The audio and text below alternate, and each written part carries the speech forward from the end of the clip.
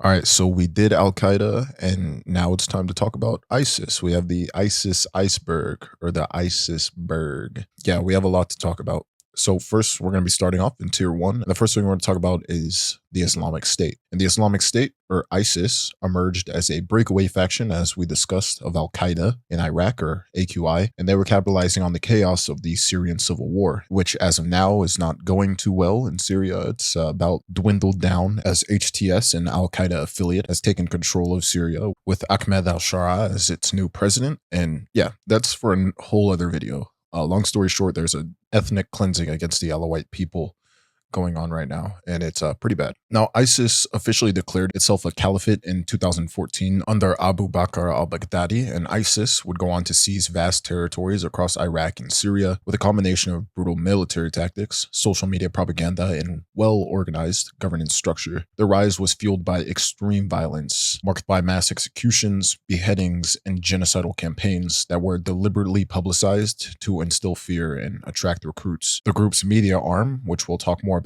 Al Hayat, produced high quality propaganda, including magazines, recruitment videos, and even video games, making ISIS seem like a terrifyingly efficient war machine. Western media amplified the hysteria with daily headlines warning of homegrown ISIS inspired attacks and their recruitment of Westerners and their unchecked influence online. Yeah, you have to understand the media that these guys were producing, it looked like they were shooting movies. Like sometimes you couldn't really even tell if it was real or not because it was so well produced.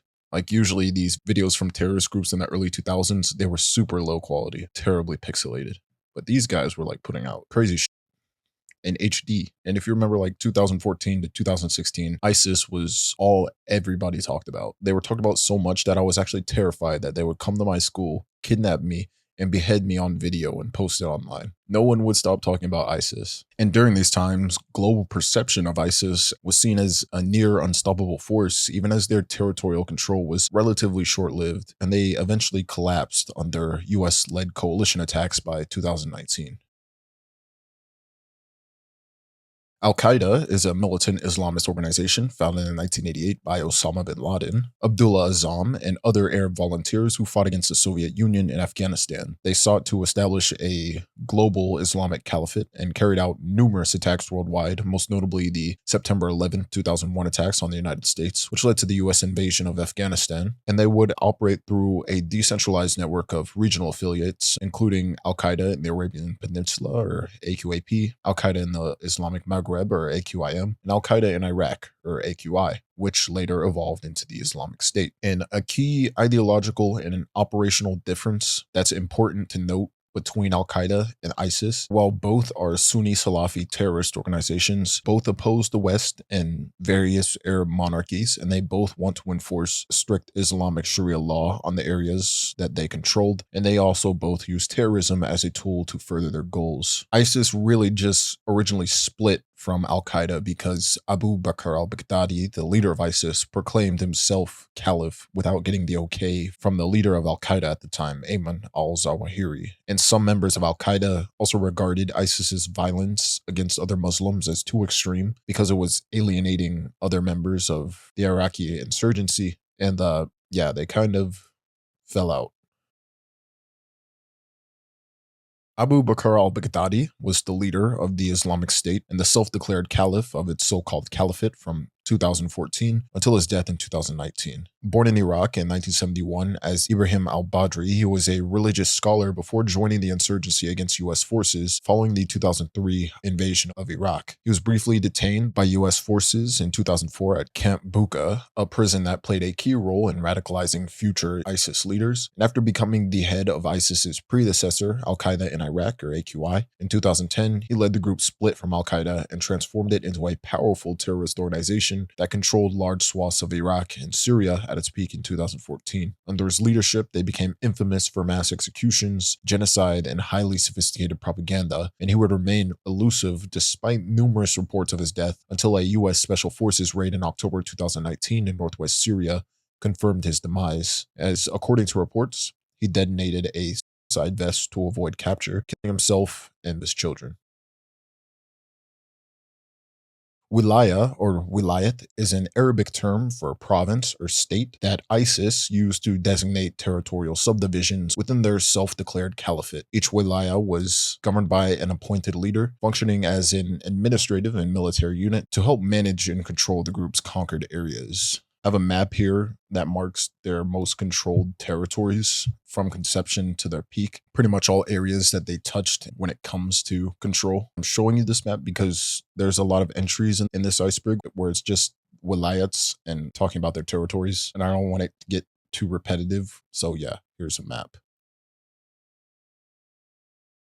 A mock news agency is the official propaganda and media outlet of the Islamic State that acted as a key tool in the group's information warfare. Established in 2014, they operated as a pseudo-independent news organization, disguising ISIS propaganda as journalistic reporting, and it was primarily used to claim responsibility for terrorist attacks, provide battlefield updates, and spread ISIS's ideological messages. And unlike earlier jihadist media efforts, they employed modern digital strategies, releasing high-quality videos like we talked about, infographics, and social media content in multiple languages to appeal to a global audience. And they played a crucial role in amplifying the group's reach, often disseminating breaking news of attacks before mainstream media could even verify them.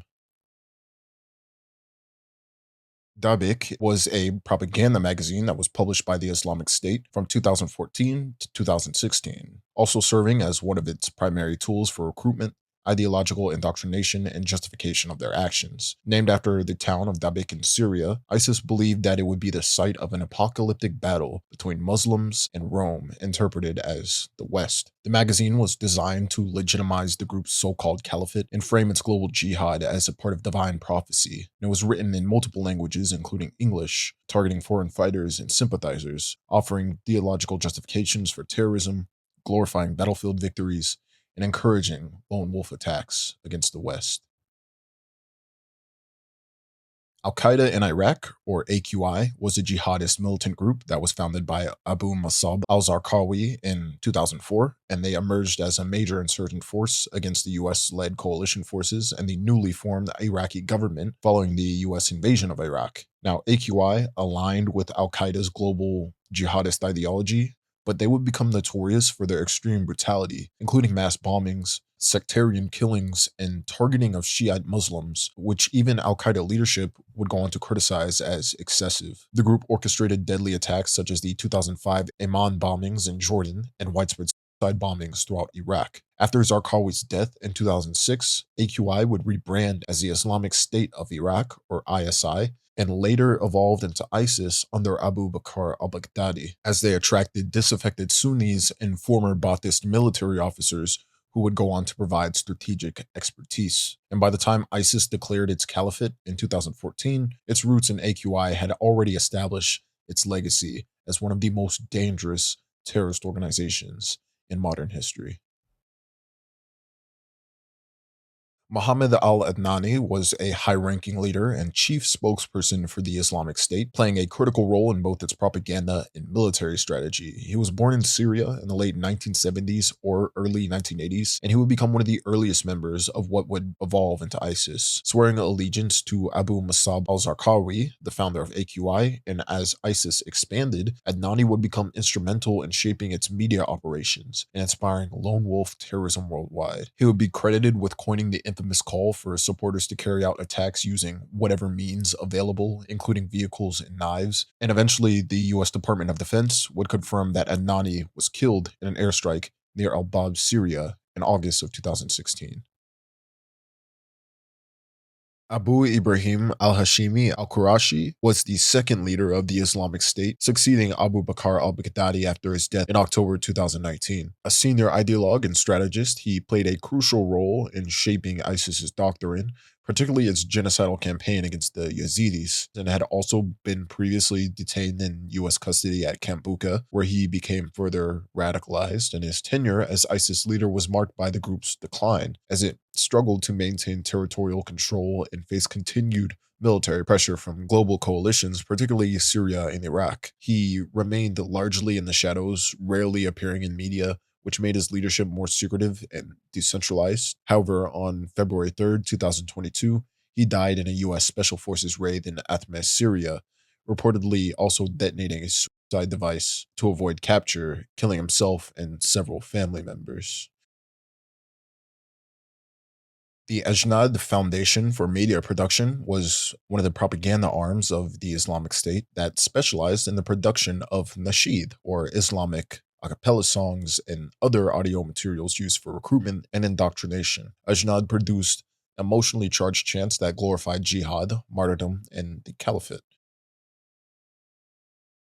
The ISIL beheading videos were a series of graphic propaganda videos released by the Islamic State primarily between 2014 and 2017. These executions, often staged with high production quality, targeted Western hostages, journalists, aid workers, and prisoners of war, with the masked British executioner known as Jihadi John becoming a chilling symbol of ISIS terror. The videos typically featured forced confessions, ideological justifications, and explicit threats to Western governments aimed at deterring military intervention in Iraq and Syria. And while these executions were intended to spread fear and reinforce ISIS' power, they also provoked global outrage, leading to increased military operations against the group. And social media companies and governments would scramble to remove the content, as ISIS utilized platforms like Twitter and Telegram and even the dark web to distribute their propaganda.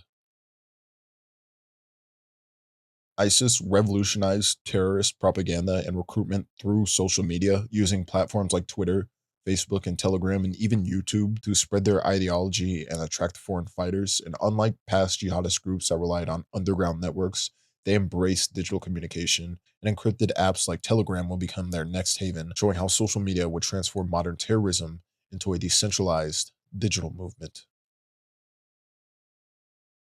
Inside the Caliphate was a propaganda video series produced by ISIS's media wing, Al Hayat Media Center, that was designed to showcase life under the so called Islamic State and glorify its rule. The series portrayed ISIS controlled territory as a functioning state with governance, military operations, religious enforcement, and a thriving economy, despite overwhelming evidence to the contrary.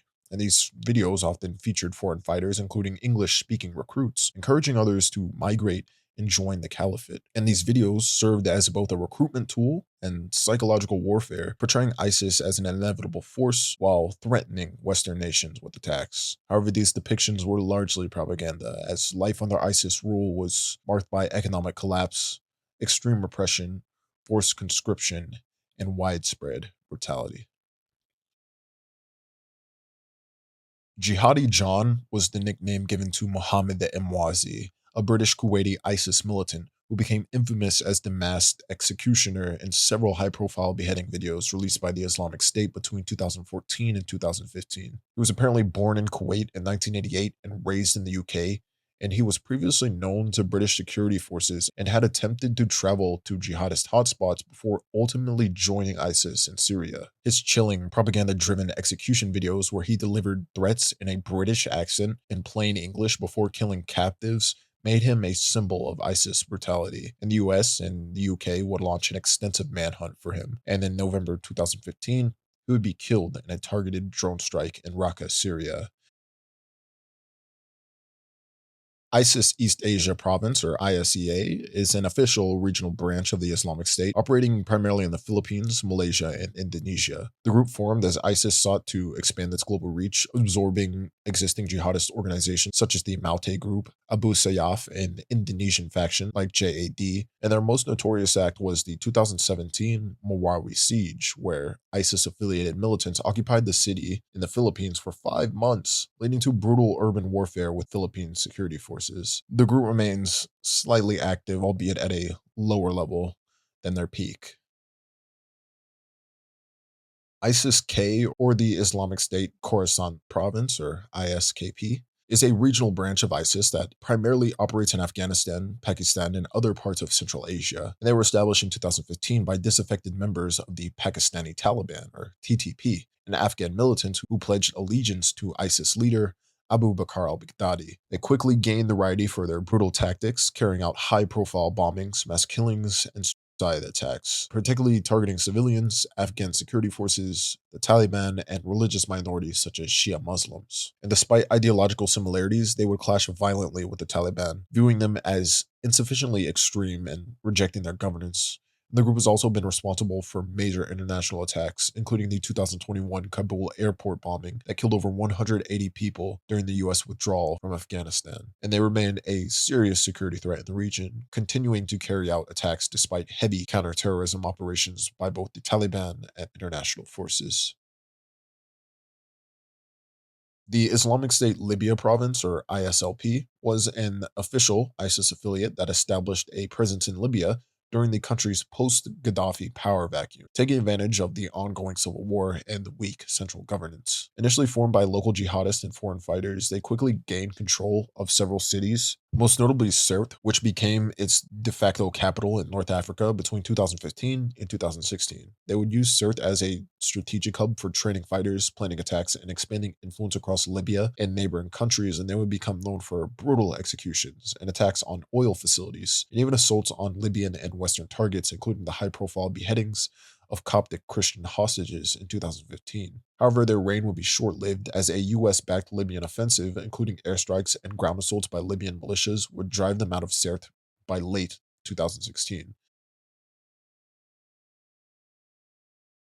Abu Sayyaf is a militant and pirate Islamist group based in the Philippines, known for their kidnappings, bombings, and ties to both Al Qaeda and later the Islamic State. Founded in the early 1990s by Abdurrajak Janjalani, a former Mujahideen fighter in Afghanistan, the group initially aimed to establish an independent Islamic State in southern Philippines, and over time they became more focused on criminal activities, particularly high-profile kidnappings for ransom. Abu Sayyaf would eventually pledge allegiance to ISIS in 2014, with some factions fully integrating into the Islamic State's Southeast Asian operations. And though they have become significantly weakened by military operations and leadership losses, they remain somewhat active, particularly in the Sulu archipelago, where they continue sporadic attacks. The Mauti Group was a jihadist militant organization based in the Philippines, primarily operating in Mindanao. Founded by Abdullah and Omar Mauti, two brothers with ties to international extremist networks, the group emerged as a splinter faction from other Islamic militant organizations, and they would later go on to pledge allegiance to ISIS in 2015.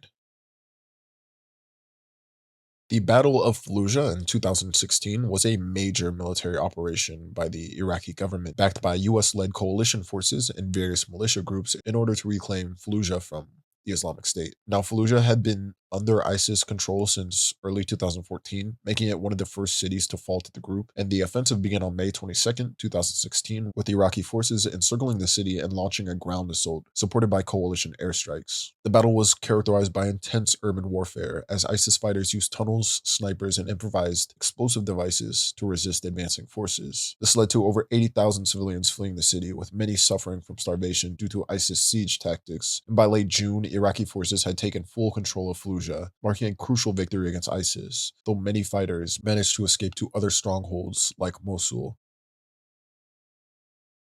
The Battle of Mosul in 2016 was a large scale military operation in which Iraqi government forces, Shiite militias, and an international coalition led by the United States fought to retake Mosul from ISIS. Mosul, Iraq's second largest city, had been under ISIS control since June 2014 and served as their de facto capital, and the battle was one of the largest urban warfare conflicts since World War II. It was characterized by street to street fighting, extensive use of suicide bombers, and ISIS deploying human shields and booby traps to slow down advancing forces.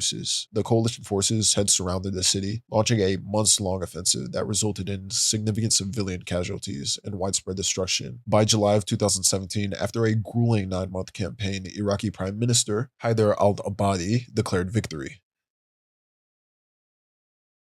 The 2017 Marawi siege was a 5-month-long battle between Philippine security forces and ISIS-affiliated militants in Marawi, a city in the southern Philippines. On May 23rd, 2017, the Mauti Group and the Abu Sayyaf, both of which had pledged allegiance to ISIS, would launch an armed assault to establish an Islamic State in Southeast Asia. The siege began when Philippine forces attempted to capture Isnilan Hapulan, the designated emir of ISIS in that region, and the militants would quickly overrun key parts of the city, hoisting black ISIS flags, taking hostages, and burning buildings, including a Catholic church. This prompted a massive military response, with the Philippine government imposing martial law across Mindanao and receiving intelligence and air support from US and Australian forces. The battle resulted in intense urban warfare with heavy airstrikes and street fighting, leaving much of the city in ruins. And after 154 days, on October 23rd, 2017, the Philippine military declared victory following the deaths of Hapilon and Mountie group leader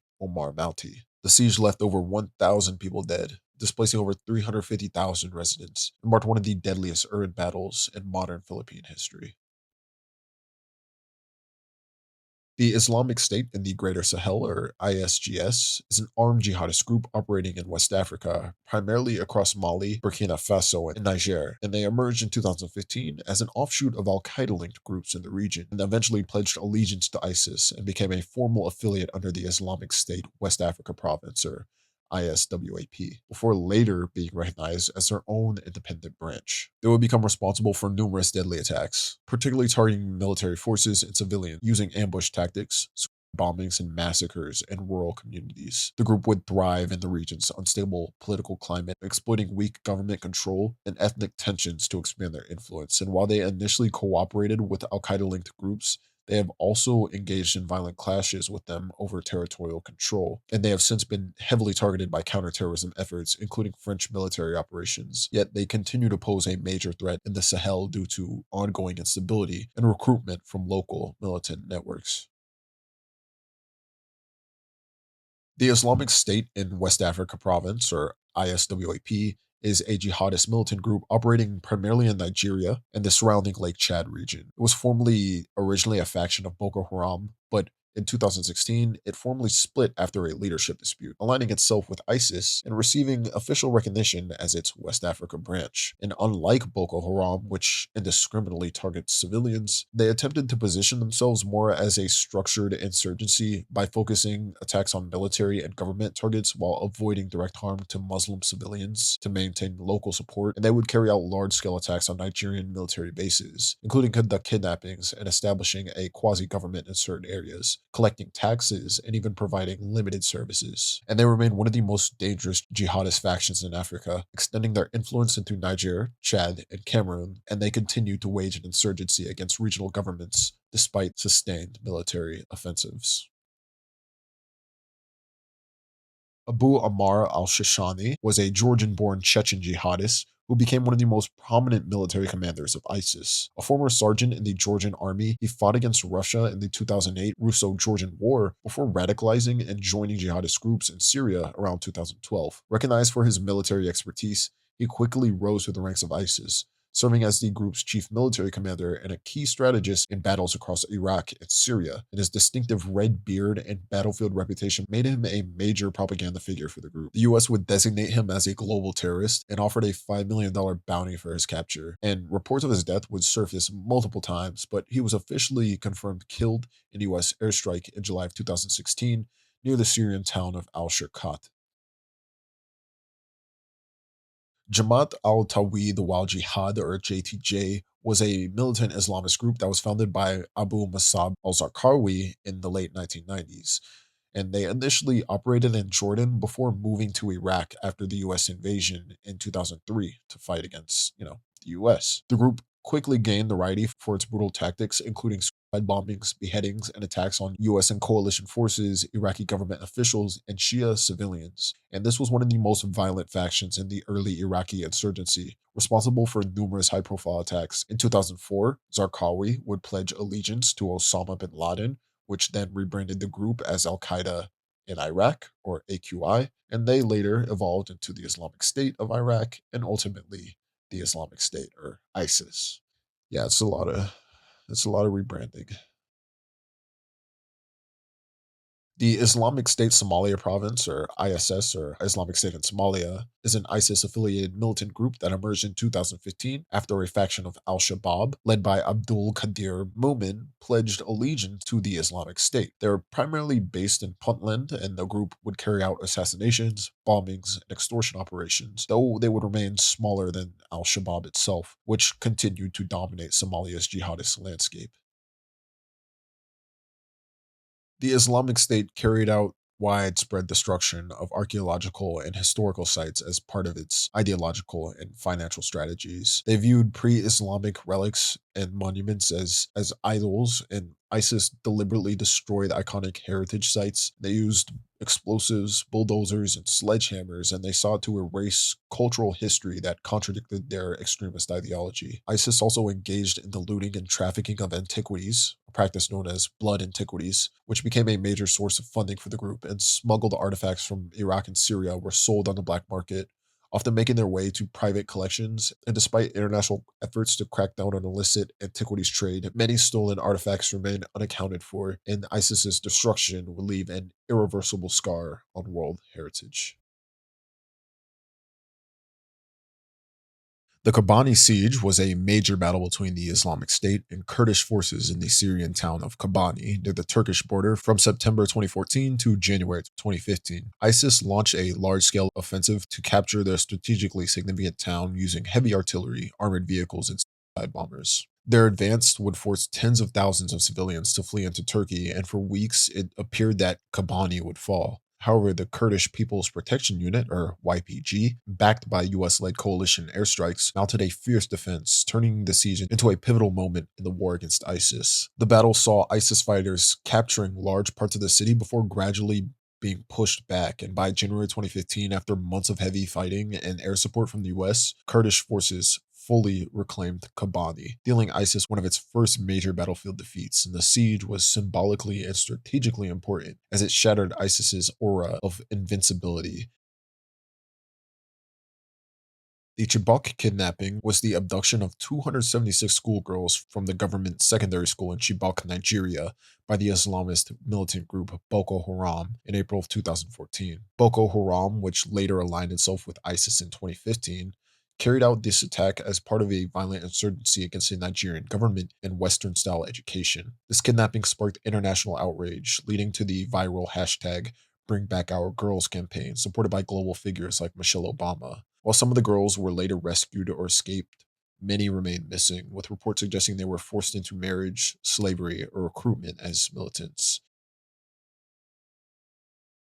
The November 2015 Paris attacks were a series of coordinated terrorist attacks carried out by the Islamic State on the night of November 13th, 2015, resulting in 130 deaths and over 350 injuries. The attacks targeted six locations across Paris where gunmen took hostages, including the Bataclan Theater, where gunmen took hostages and killed 90 concert goers. Suicide bombers detonated explosives outside a soccer match, and several restaurants and bars where attackers were indiscriminately shooting civilians. The attackers were mainly European jihadists who had trained in Syria and operated in three teams and used automatic weapons and explosive belts, and ISIS would go on to claim responsibility, describing the attacks as retaliation for airstrikes in Syria. The 2016 Brussels attacks were a series of coordinated suicide bombings carried out by the Islamic State on March 22, 2016, targeting Brussels airport near the European Union headquarters, and the attacks killed 32 civilians and injured over 300 others. The perpetrators, including Ibrahim and Khalid el-Bakraoui, were part of the same terrorist cell responsible for the Paris attacks, and investigations revealed that the Brussels bombings were rushed due to the arrest of Salah Abdeslam, a key Paris attacker, just days prior, and ISIS also claimed responsibility for this, framing the attack as retaliation against Belgium's involvement against ISIS in anti-ISIS military operations. The 2016 Orlando nightclub shooting was a mass shooting carried out by Omar Mateen on June 12, 2016 at Pulse, a gay nightclub in Orlando, Florida. Mateen killed 49 people and wounded 53 others before being shot and killed by police in a 3-hour standoff. It was the deadliest mass shooting in U.S. history at the time and was later classified as an act of terrorism. During the attack, Mateen called 911 and pledged allegiance to the leader of ISIS, Abu Bakr al-Baghdadi, but investigations found no direct operational ties between him and the Islamic State, and instead authorities concluded that he had been radicalized online and was in turn inspired by jihadist propaganda.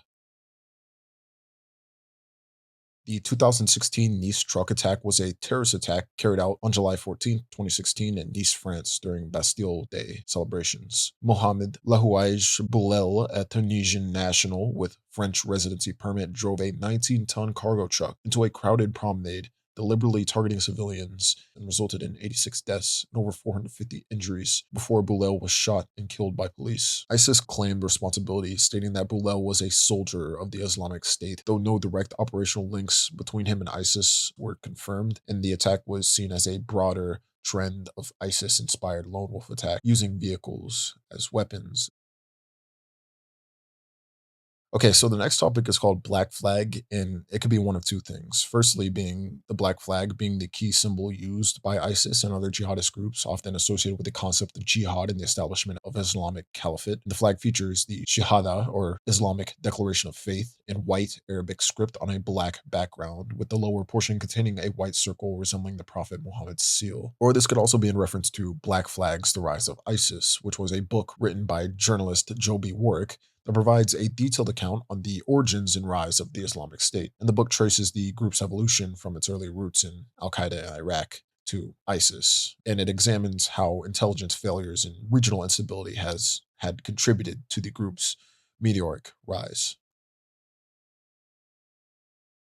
The Islamic State dinar was a gold backed currency that ISIS attempted to introduce as part of its broader effort to establish a functioning caliphate with an independent financial system. Announced in 2015, the currency was meant to replace the use of US dollars and other foreign currencies in ISIS controlled territories, reinforcing the group's claims of legitimacy. And the dinar was modeled after early Islamic coinage with gold and silver variants and featured inscriptions promoting jihad and the Islamic State. Despite its symbolic importance, the dinar never became widely used as ISIS still relied heavily on US dollars for illicit trade, including oil smuggling and arms purchases. And the group lacked infrastructure to enforce its use. And after ISIS lost territorial control by 2019, the dinar became more of a collector's item and a rare currency rather than an actual medium of exchange. All right, moving on to tier two. And the first thing we're going to be talking about is Camp Buka. And Camp Buka was a US run detention facility in southern Iraq that played a crucial role in the formation of ISIS. Established during the Iraq War, it housed thousands of suspected insurgents, many of whom would later become the top leadership of the Islamic State. Among its most infamous detainees was Abu Bakr al-Baghdadi, who used his time in the camp to network with other extremists, recruit followers, and consolidate his influence. And the prison essentially served as a breeding ground for jihadist ideology. Abu Ghraib was another notorious prison that contributed to radicalization, much like Camp Buka, but with more infamous consequences, as while it initially was a regular detention facility under Saddam Hussein, it became globally infamous after the 2004 torture and abuse scandal involving US personnel, as images of prisoners being humiliated, tortured, and mistreated were a propaganda goldmine for extremist groups, fueling anti American sentiment and helping Al Qaeda in Iraq, which later became ISIS, gain new recruits. Another important camp was Camp Cropper, as originally it was used to detain high ranking Ba'athist officials, including Saddam Hussein, and after his execution, the prison also held suspected insurgents. And additionally, Camp Bagram in Afghanistan, operated by US forces, played a similar role in radicalizing its detainees, as many former prisoners, including high profile Taliban and Al Qaeda members, were either released or escaped, later rejoining extremist movements. These prisons, instead of neutralizing terrorist threats, inadvertently functioned as networking hubs for jihadists, allowing them to recruit, strategize, and prepare for future insurgencies, including the eventual rise of ISIS. And these prison camps would come to be known as Jihadi University.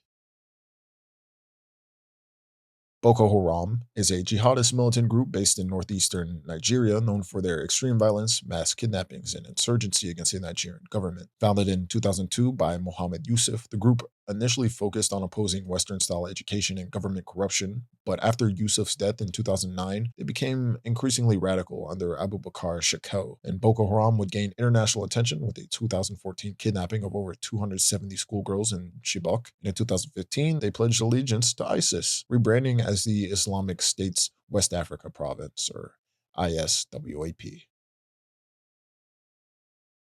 The Islamic State Yemen Province, or ISYP, is the official branch of ISIS that was established in 2014 amid the ongoing Yemeni civil war. It emerged as a rival to Al Qaeda in the Arabian Peninsula, or AQAP, with ISIS leadership designating Yemen as a strategic expansion point due to the country's instability. ISYP carried out a series of high profile attacks, particularly targeting Houthi rebels, government forces, and civilians, including the deadly 2015 bombings of Shia mosques in Sana'a that killed over 140 people. And despite initial momentum, they struggled to compete with AQAP, which had deeper local ties and a more established presence. And over time, they suffered severe losses due to counterterrorism operations, drone strikes, and internal factional struggles. The Camp Spiker massacre was one of ISIS's most brutal atrocities, occurring on June 12th, 2014, near Tikrit, Iraq. After capturing the former U.S. military base that was an Iraqi army training facility, ISIS fighters executed an estimated 1,500 to 1,700 unarmed Iraqi Air Force cadets, most of whom were Shia Muslims.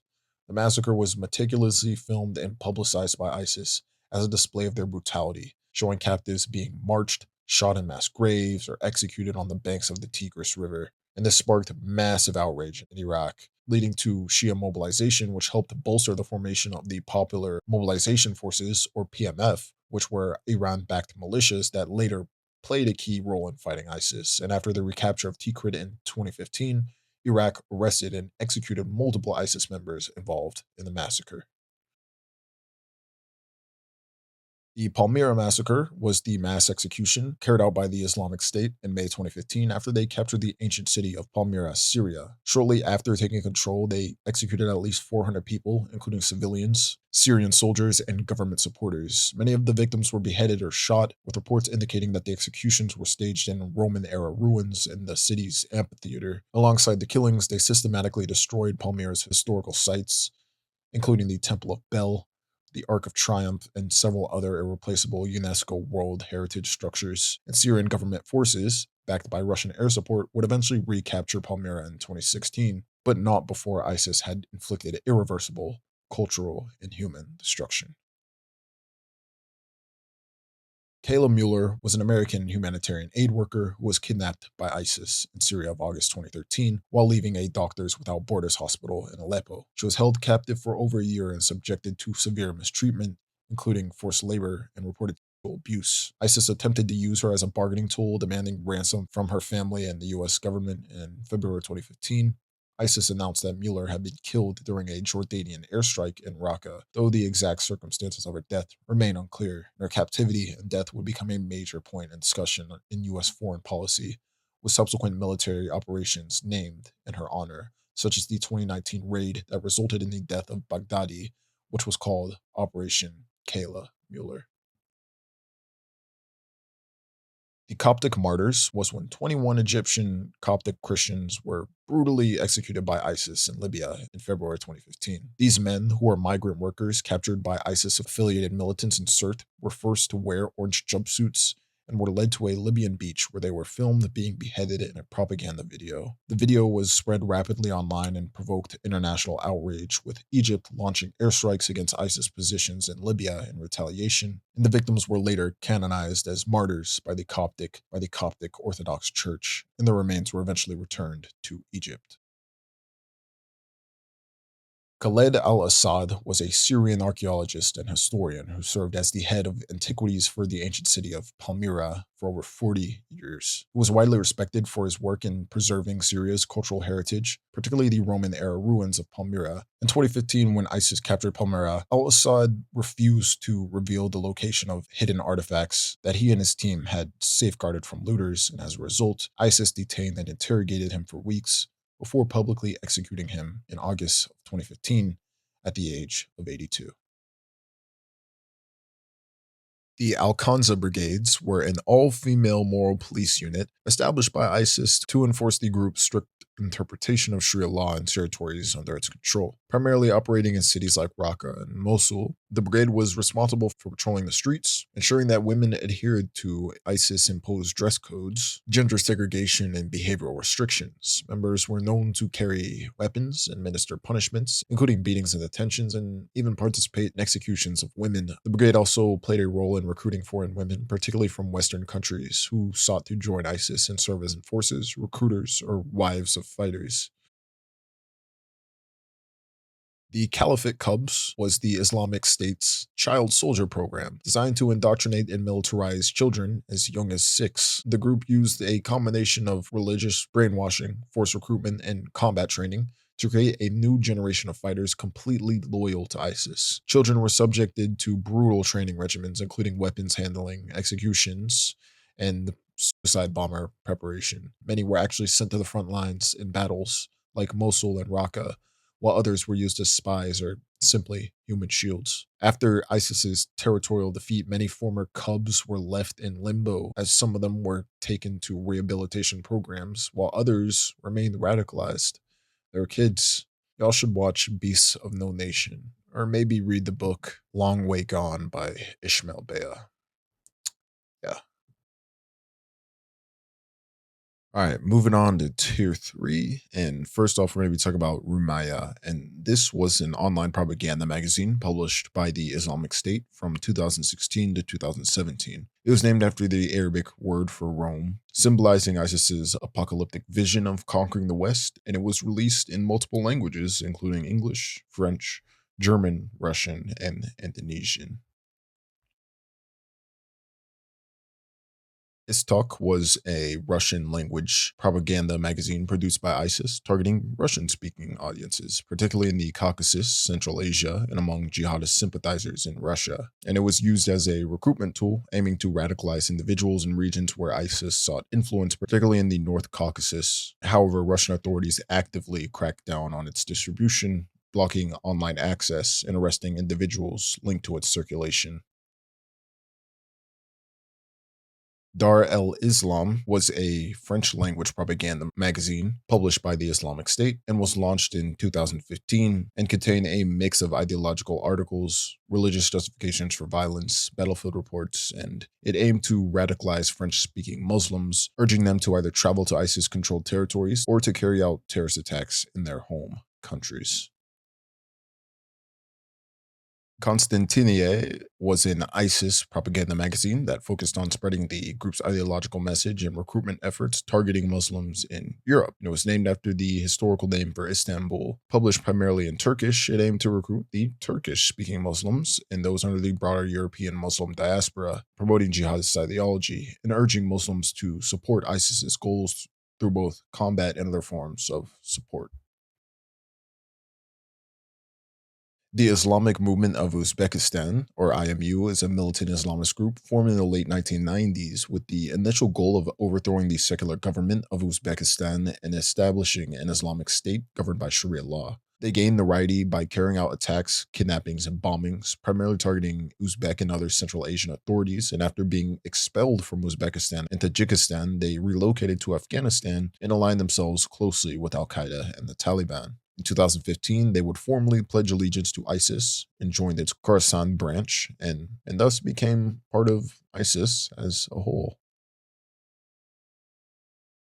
The Sheikh Omar Hadid Brigade was a group operating primarily in the Gaza Strip, named after Sheikh Omar Hadid, an insurgent affiliated with Al Qaeda in Iraq. Emerging prominently in 2015, they pledged allegiance to the Islamic State and positioned themselves in opposition to Hamas, criticizing their governance and accusing it of insufficient adherence to Islamic law. And they would be involved in launching rocket attacks against Israel, partly to provoke confrontations that would challenge Hamas's authority and demonstrate their own radical credentials.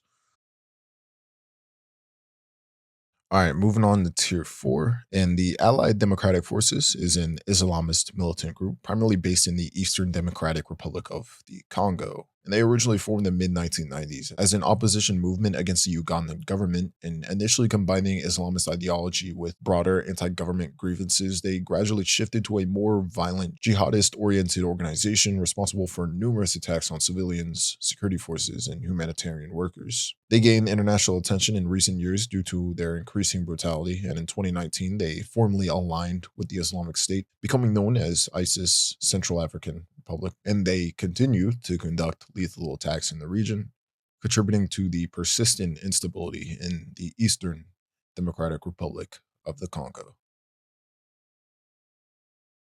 Ansar Khalifa Philippines, or AKP, was an extremist militant group based in the southern Philippines, particularly active in the Mindanao island and known for their strong allegiance to ISIS. They emerged prominently around 2014, and AKP pledged direct support to ISIS's leader at the time, Abu Bakr al-Baghdadi, and quickly positioned themselves as one of the main ISIS-affiliated factions in Southeast Asia. Led initially by Mohammed Jafar Maguid, the group was involved in terrorist activities such as bombings, recruitment, and spreading ISIS propaganda. And after the death of Mohammed in 2017, they would significantly weaken, although remnants would continue sporadic activity throughout the years. Khalifa Islamia Mindanao, or KIM, was a jihadist militant organization based in the southern Philippines, also particularly active in Mindanao, established in 2014. It was a smaller group than the one previous, but was also involved in recruiting fighters and disseminating extremist propaganda. And they also participated in the 2017 Marawi siege. However, they were severely weakened by military operations, and small remnants of the group remain active to this day. The Bangsamoro Islamic Freedom Fighters, or BIFF, is a militant Islamist group operating primarily in the southern Philippines as well, formed in 2010 as a splinter faction of the Moro Islamic Liberation Front, or MILF, and they rejected peace negotiations with the Philippine government, instead seeking to establish an Islamic State, and pledged ISIS to 2014, aligning themselves with the broader objectives in the Southeast Asia region. In April of 2015, ISIS released a propaganda video depicting the brutal execution of approximately 30 Ethiopian Christians in Libya. The video showed two separate groups of captives executed in different ways. One group was beheaded on a beach, while another was shot execution style in a desert. ISIS justified these killings as punishment for the victims' refusal to convert to Islam, and the atrocity would underscore ISIS's global ambitions beyond Iraq and Syria, aiming to incite religious conflict across Africa and attract international attention through their graphic propaganda. The Davao City bombings was a terrorist attack that occurred on September 2nd, 2016 in Davao City, Philippines, where a bomb exploded at a busy night market, killing at least 15 people and injuring around 70. The bombing was perpetrated by the Mauti Group, the ISIS-linked militant organization, in coordination with Abu Sayyaf, and the attack would then prompt Philippine President Rodrigo Duterte to declare a nationwide state of lawlessness, intensifying military and police efforts against terrorism. All right, moving on to tier 5. And Haroof is an Android application that was created by the Islamic State as a propaganda tool aimed at children. It was disguised as an educational app to teach the Arabic alphabet and was designed to indoctrinate young users into ISIS ideology by embedding militant themes within its lessons. Yes. The Islamic State Sinai Province, or ISSP, formerly known as Ansar Bet Akmaldi, is a militant group operating in Egypt's Sinai Peninsula, and they were originally an independent jihadist faction and pledged allegiance to ISIS in 2014. They've carried out numerous high-profile attacks, including the 2015 downing of Metrojet Flight 9268, which killed 220 people. And they have targeted military checkpoints, police stations, and Coptic Christian communities while engaging in battles with both Egyptian forces and local Bedouin tribes. The Islamic State Jammu and Kashmir, or ISJK, is a militant group that emerged in the Kashmir region as a local affiliate of ISIS, and they first appeared around 2016, attracting former militants from established Kashmir separatist groups. The organization sought to reframe the Kashmir conflict, however, they failed to gain widespread support in Kashmir, and Indian security forces quickly cracked down on the group, killing its leader in 2018, leading to their eventual decline. Jund al-Aqsa was a jihadist militant group that operated in Syria during the Syrian civil war, and they were initially affiliated with al-Qaeda before later aligning with ISIS. They were founded in 2012 by defectors of Jabhat al-Nusra and positioned themselves as an independent jihadist faction while fighting the Syrian government. They would also have tensions with other rebel groups, including HTS, and by 2017, under increasing military pressure, the group was largely dismantled, with many of the remaining fighters merging into ISIS. Manharon Moniz was an Iranian-born cleric and self-proclaimed healer who gained notoriety for carrying out the 2014 Sydney hostage crisis at the Lint Cafe in Martin Place, Australia. He entered the cafe armed with a shotgun, taking 80 people hostage and forcing some to display an Islamic flag in the window, which was initially mistaken for an ISIS banner. And during a 16-hour standoff, he demanded to speak with the Australian Prime Minister and claimed allegiance to ISIS. However, there's no direct coordination with the group, and the siege would end when police stormed the cafe, resulting in his death, along with two hostages. All right, moving on to tier six. And yeah, Jabhat, East Africa is a lesser known militant faction that pledged allegiance to the Islamic State in East Africa. And yeah, they never really achieved the operational scale of other ISIS affiliates, but it still highlighted their presence in East Africa. ISIS repeatedly attempted to expand into Bangladesh and the surrounding region, aiming to establish a foothold in South Asia. And though not an officially recognized province of the Islamic State, they claim responsibility for several attacks in Bangladesh under their banner, particularly targeting foreigners. And they were linked to the 2016 Dhaka Holy Artisan Bakery attack, one of the deadliest terrorist incidents in the country, where militants killed 22 people, mostly foreigners. And their direct presence in Bangladesh has been widely disputed by the government, as security crackdowns and counterterrorism efforts have been effective in the region, but concerns about radicalization and online recruitment persist like anywhere else.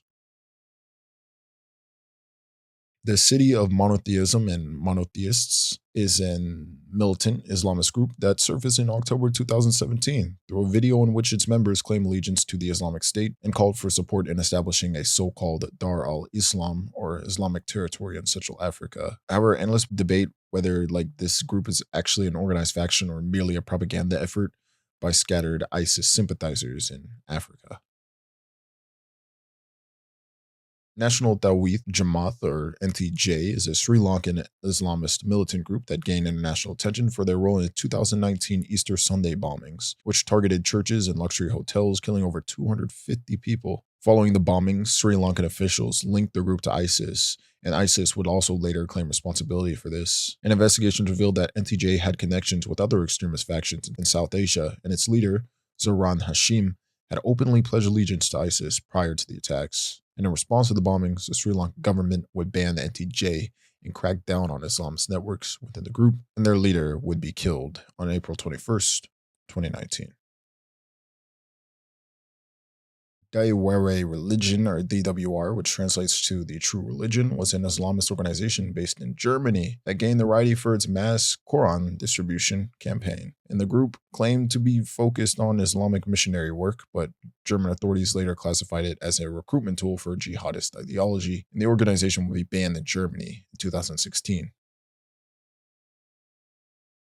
Ansar al-Khilaf Brazil is a pro-ISIS militant group that emerged in Brazil, marking one of the few known instances of Islamic State-affiliated activity in South America. They gained attention in 2016 when they pledged allegiance to ISIS and was linked to suspected terror plots ahead of the Rio de Janeiro Olympics. However, Brazilian authorities would arrest several individuals associated with the group under suspicion of planning attacks and recruiting for ISIS. Profetens Ummah was a radical Islamist group based in Norway that gained notoriety for its vocal support of ISIS and other jihadist movements. They emerged in the early 2010s, led by figures such as Ubaidullah Hussein, who actively promoted extremist ideology and attempted to recruit individuals to fight for ISIS. And the region authorities would closely monitor the group, and several members would be arrested or prosecuted for terrorism-related offenses. And the group would largely be dismantled due to the legal crackdowns that followed. All right, moving on to our last tier, tier 7. And we only have a couple entries here, but I also have a couple extra things about ISIS that I want to talk about in this one. So, yeah, bonus. First one, Bakr al-Baghdadi is a Mossad agent, and this is a claim that the former leader of ISIS, Abu Bakr al-Baghdadi, was a Mossad agent named Simon Elliott. It's a conspiracy theory with really no credible evidence, and this alleged that ISIS was the creation of Western and Israeli intelligence agencies to destabilize the Middle East, and claims that al-Baghdadi was an undercover Jewish operative trained by the CIA and Mossad to lead ISIS as a controlled opposition force, and his real name is Simon Elliott. He was an actor. Yeah. And ISIL, or ISIS, is not a real Islamist terrorist group. And yeah, this is a claim that, they don't exist. Ah, or they are secretly funded or armed by intelligence agencies to destabilize the Middle East. Ooh. Yeah, I don't know. I'm sure a lot of y'all remember the 2025 New Orleans truck attack on January 1st. This was when Shamsuddin Bahar Jabbar drove a Ford F-150 into a crowd on Bourbon Street, killing 15 people and injuring 35 others, and he crashed and exited the vehicle and engaged in a shootout with police, leading to his death. And an Islamic State flag was actually found in his truck. And subsequent investigations revealed that he had pledged allegiance to ISIS in videos posted online shortly before the attack. And the FBI confirmed that he acted alone. The incident was considered an act of domestic terrorism inspired by Islamic extremism.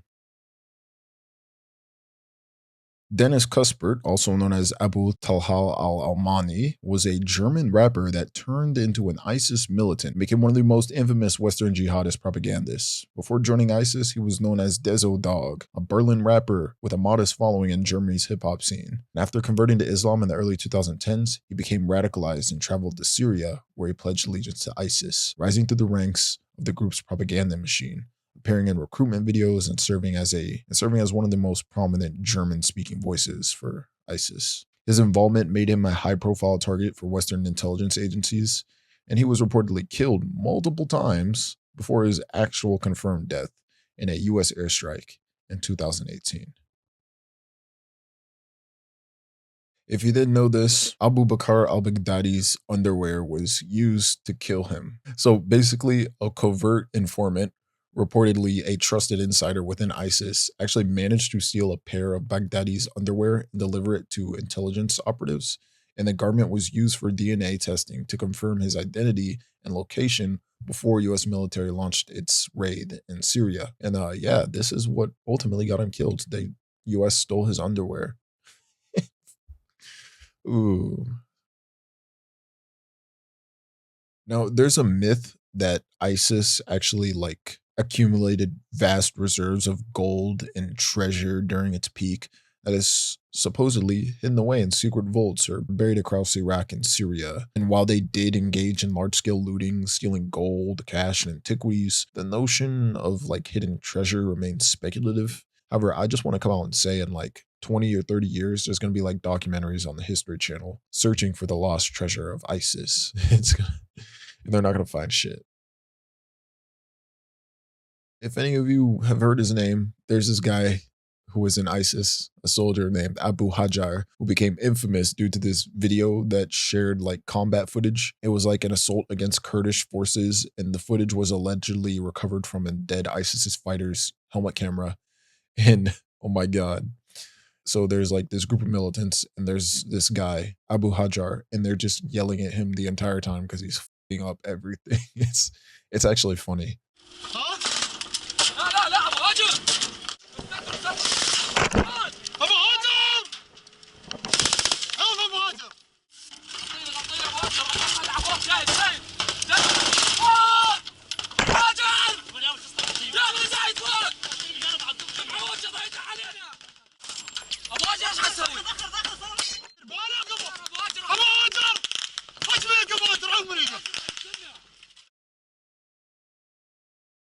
If you don't know what Buc-ee's is, it's this huge ass gas station Walmart type thing or whatever with 50 million gas pumps. And yeah, it's a really popular thing in the States. And there's a Buc-ee's flag that is a parody of the ISIS flag. It's the